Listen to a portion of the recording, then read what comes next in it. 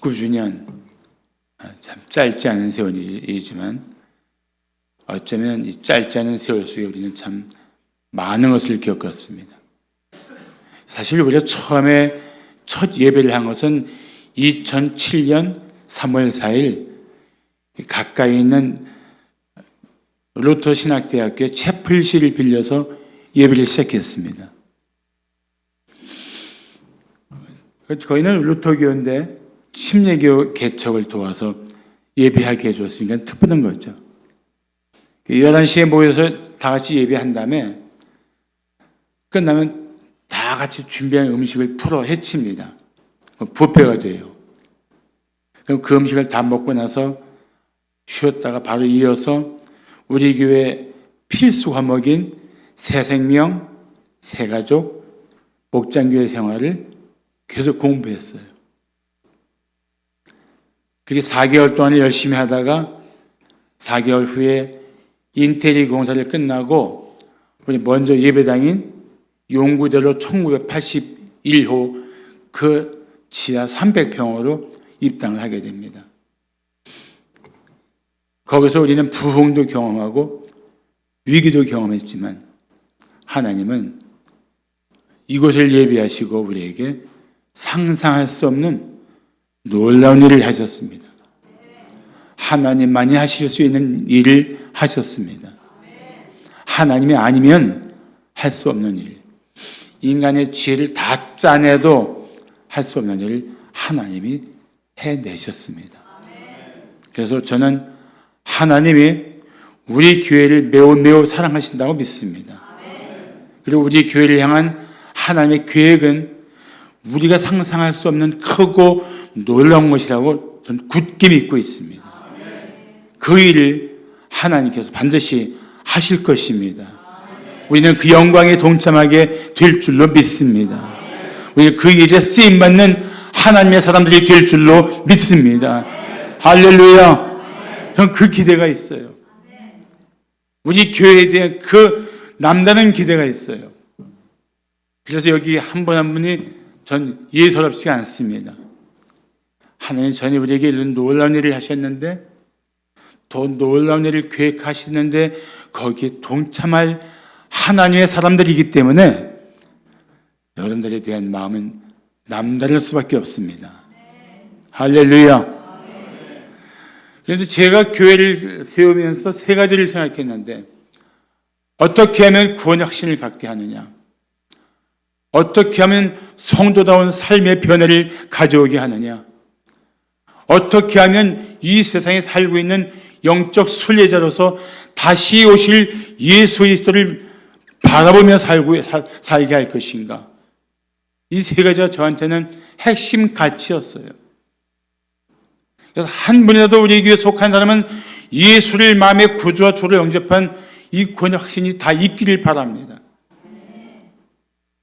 그래서 예수를 믿는 사람답게 삶에서 변화가 드러나야 돼요.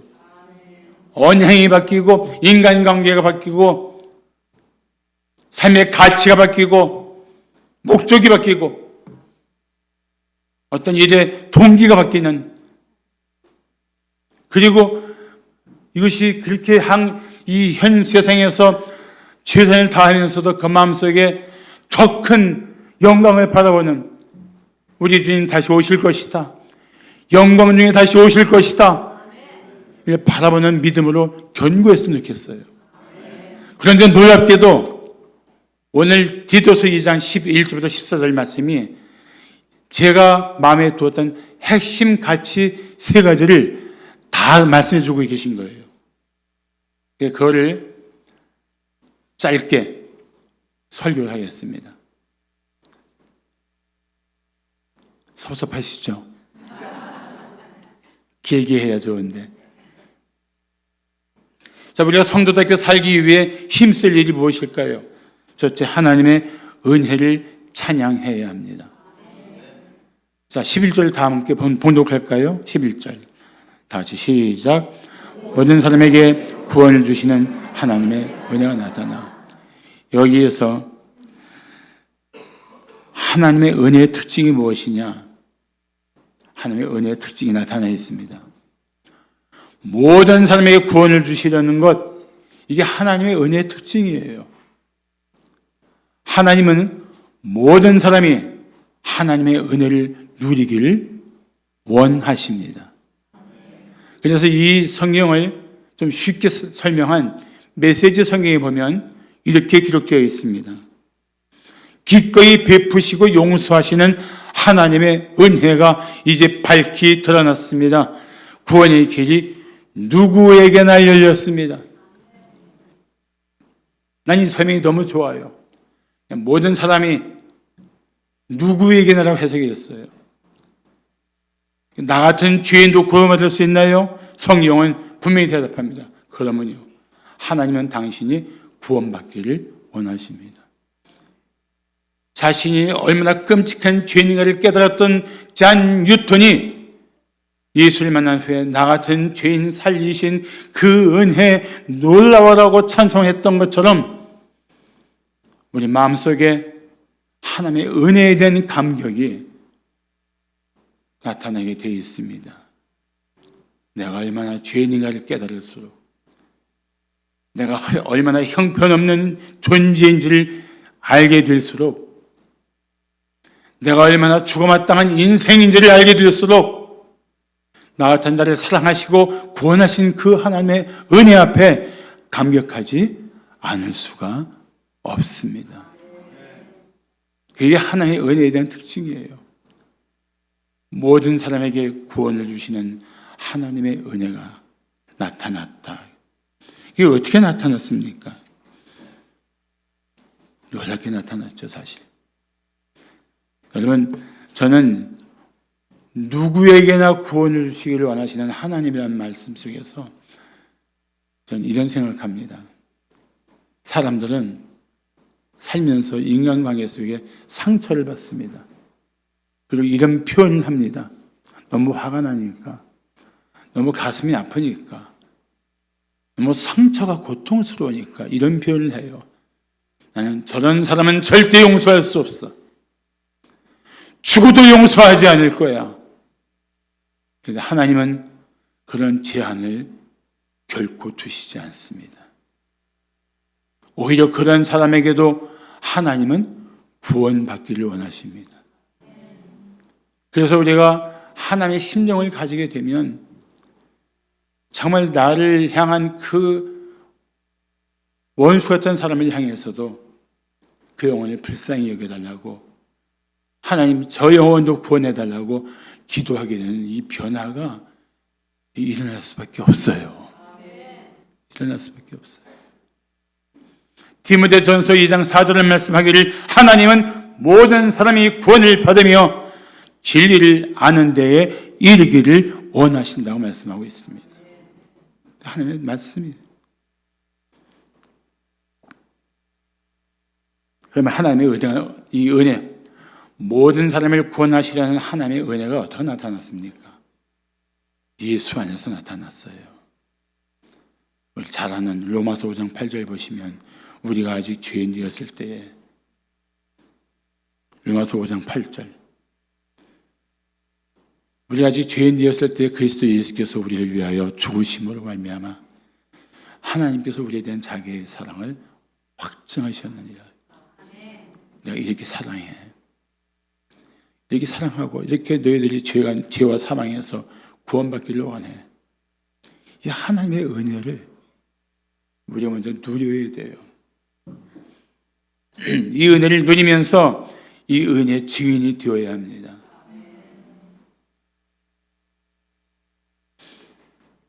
그래야 우리 교회가 이 은혜 앞에 감격하고 이 은혜 앞에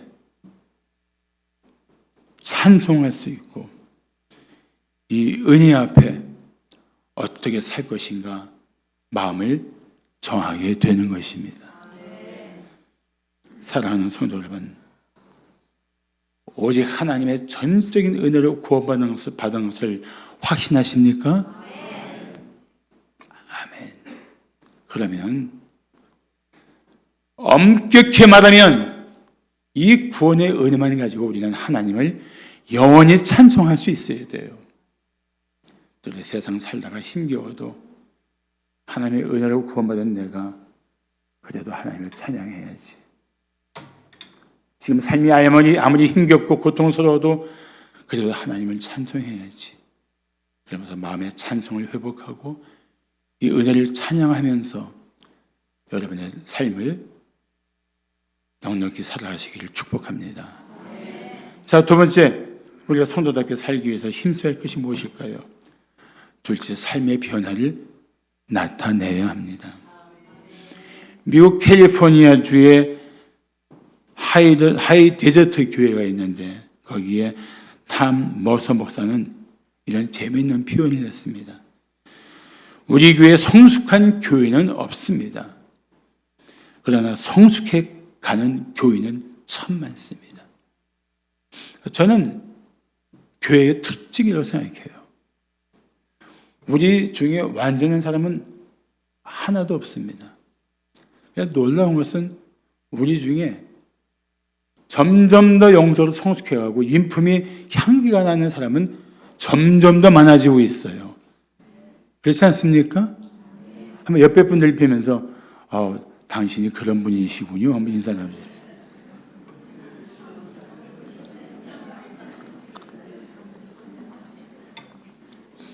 근데 이게 저절로 되는 게 아니에요. 자, 12절 보십시오.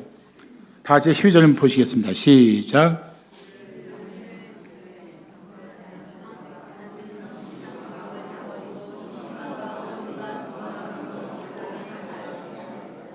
자, 여기 보면 12절 시작하기 어떻게 하냐면 우리를 양육하시되, 하나님이 우리가 거듭난 새 생명이 되는 걸로 끝나는 게 아니고 새 생명을 양육하신다는 거예요. 하나님이 우리를 양육하신다. 그러면 아기를 낳았으면 그 다음 아기를 낳은 부모가 해야 될 가장 막중한 사명이 무엇입니까? 양육하는 거예요. 영적으로도 거듭난 생명을 양육을 합니다. 누가 하십니까? 그 주체는 하나님이십니다. 그 양육을 어디다 맡기십니까? 교회에 맡기신 거예요. 그래서 교회는 예수를 믿고 거듭난 한 영혼을 양육하는 교회가 되어야 돼요. 우리를 양육하시되, 이 주체가 누굽니까? 하나님이에요. 하나님이 우리를 양육하십니다. 양육하시되를 다른 말로 바꾸면 우리를 판단하신다고 말씀할 수 있어요. 훈련하신다. 우리를 훈련시키는 거예요. 때로 우리가 잘못 살고 내 고집대로 살고 내 생각대로 살고 내 마음대로 행하다가 삶이 뒤엉기고 엉망이 됐을 때 거기서 깨닫고 돌아오게 하는 것, 그거 누가 하시는 거예요? 하나님이 하시는 거예요. 그렇게 하면서 우리를 양육하시고 훈련하시는 거예요. 돌아오는 것부터가 은혜인 줄을 믿으시기 바랍니다. 왜요? 돌아오면서 배우니까 내가 하나님 없이 살았구나. 내가 하나님을 인정하지 않고 내 멋대로 살았구나. 그런 깨달음과 함께 돌이켜 나오는 그 은혜가 우리를 양육하시는 하나님의 손길 안에 있다는 뜻입니다. 자, 그런데 뭘 버려야 돼요?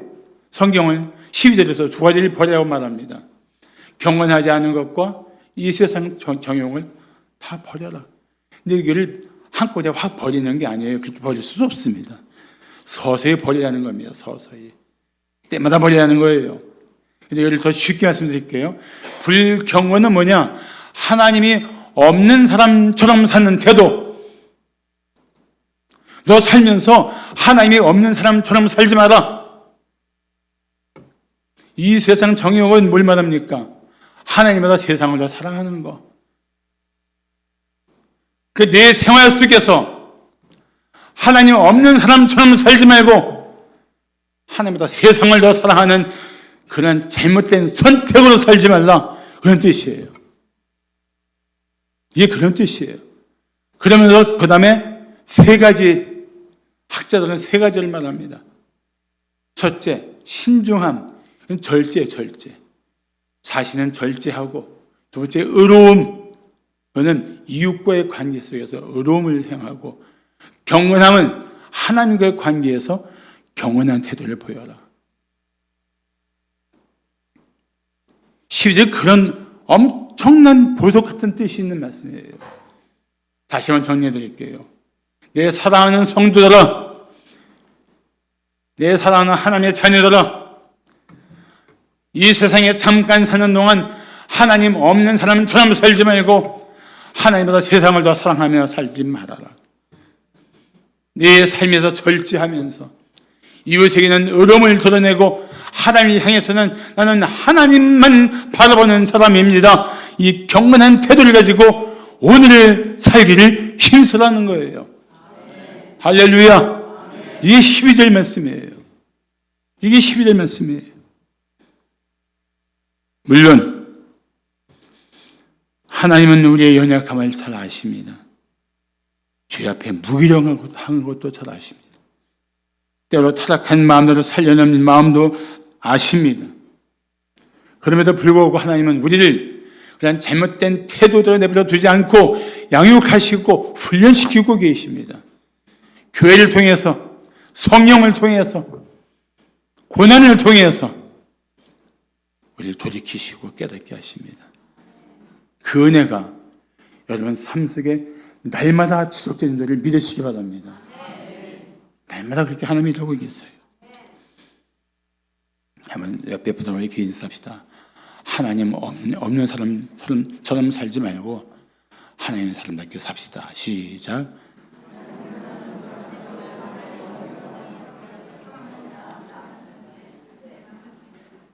사랑하는 성도 여러분, 내가 하나님의 사람답게 살겠다 결단하면 하나님께서 반드시 힘을 주시고 지혜를 주실 것입니다. 때로 말씀대로 살지 못해도, 때로 실패해도 포기하지 마십시오. 그럴수록 하나님 말씀대로 살려고 애쓰면 됩니다. 왜냐하면 하나님 말씀은 삶을 변화시키는 능력이 있어요. 그래도 힘에 벅차면 기도하십시오. 성령의 능력이 나타날 것입니다. 그래서 마침내 우리가 하루아침에 변하지는 않지만 마침내 하나님의 사람다운 변화가 우리 삶의 현장에 하나씩 드러나게 될 때가 올 줄로 믿습니다. 마지막으로 우리가 성도답게 살기 위해 힘써야 할 것이 무엇일까요? 셋째, 예수님의 재림을 소망해야 합니다. 예수님의 재림. 살다 보면 그냥 어쩔 수 없이 세상이 전부인 것처럼 느껴질 때가 있습니다. 어떤 환자가 병원상에 딱 눕더니 아이고 건강해야 할 때 발발거리고 세상만 바라보다가 누우니까 하나님을 보게 되네, 그런 말을 하는 사람이 있어요. 제 얘기는 아니고 그렇게 사람들은 현실주의에 너무 쉽게 빠져들지만 우리는 정말 의식을 가지고 살아야 합니다. 정말 의식을. 그리고 의식적으로 다시 오실 예수 그리스도를 자꾸 묵상해야 합니다. 자, 오늘 13절을 보십시오.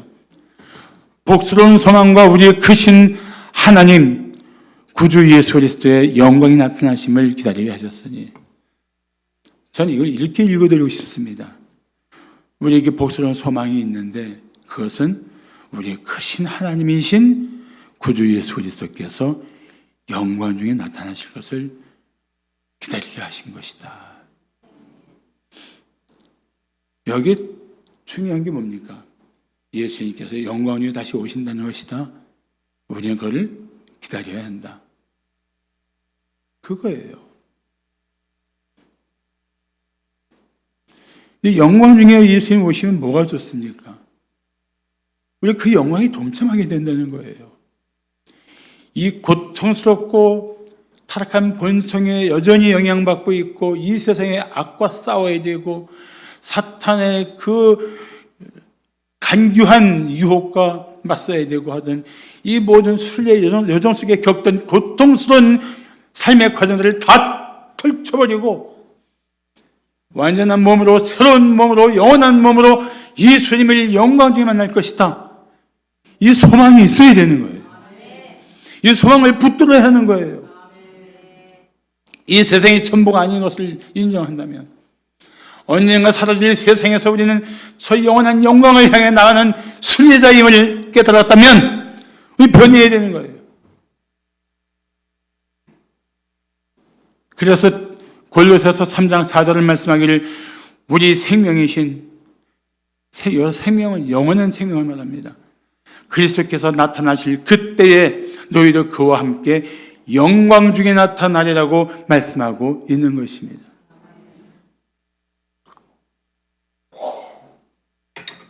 예수님 나타나시는 날 영광 중에 우리도 그를 맞이하게 될 것이다. 이것이 소망이 되어야 돼요. 이 소망을 붙들어야 돼요. 그리스도인이라면 이 소망이 굳건해야 돼요. 이 소망을 가져야 돼요.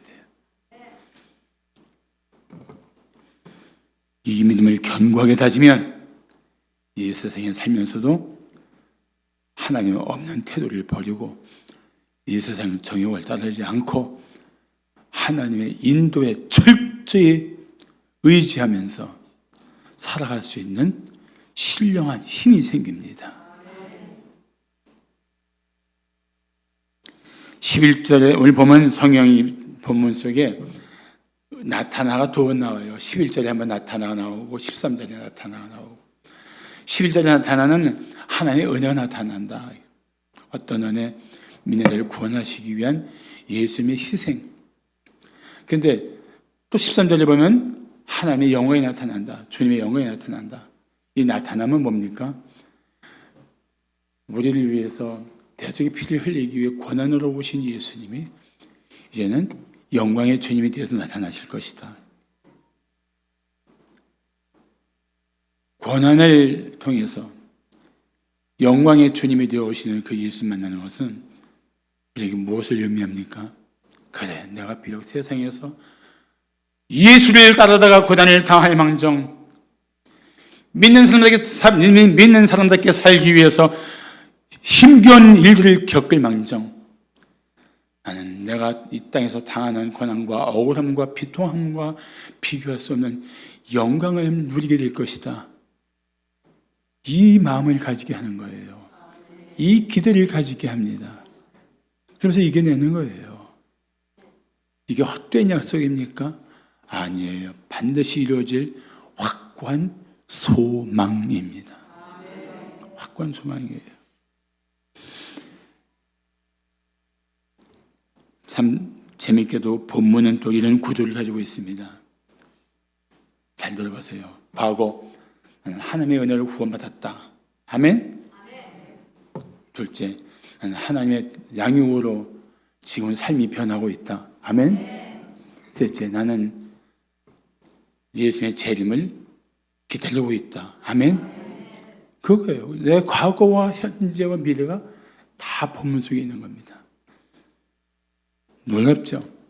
그런 사람들이 마침 어떻게 삽니까? 14절이 답이에요. 다 함께 번역합니다. 시작.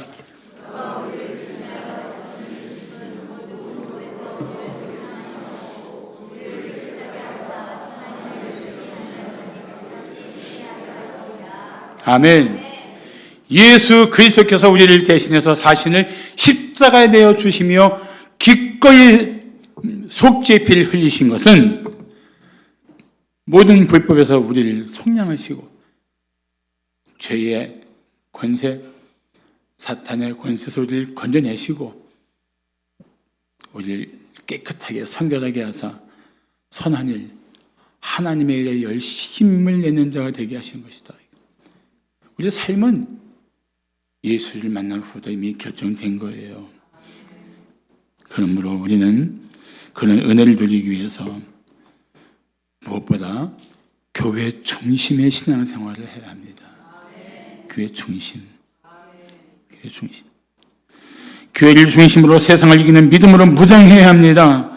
예배와 기도에 더 힘써야 합니다. 교회 안에서 이루어지는 모든 교육에 열심히 참석해야 합니다. 목장교회 모임을 통해서 성도의 거룩한 교제를 더 열심히 나누어야 합니다. 교회는 영적으로 세상에서 싸우다 지치고 상해서 돌아온 영혼들을 다시 치유하고 회복시켜서 무장시켜서 다시 세상 속에서 승리하는 그리스도인으로 파송하는 하나님의 집입니다. 교회를 귀하게 여기셔야 합니다. 그 교회는 성도가 다시 오실 예수님을 함께 바라보는, 함께 주목하는 소망의 공동체입니다. 제가 만든 표어인데요, 잘 만들었습니다. 은혜를 누리고 소망을 나누는 교회. 누가 만들었다고요?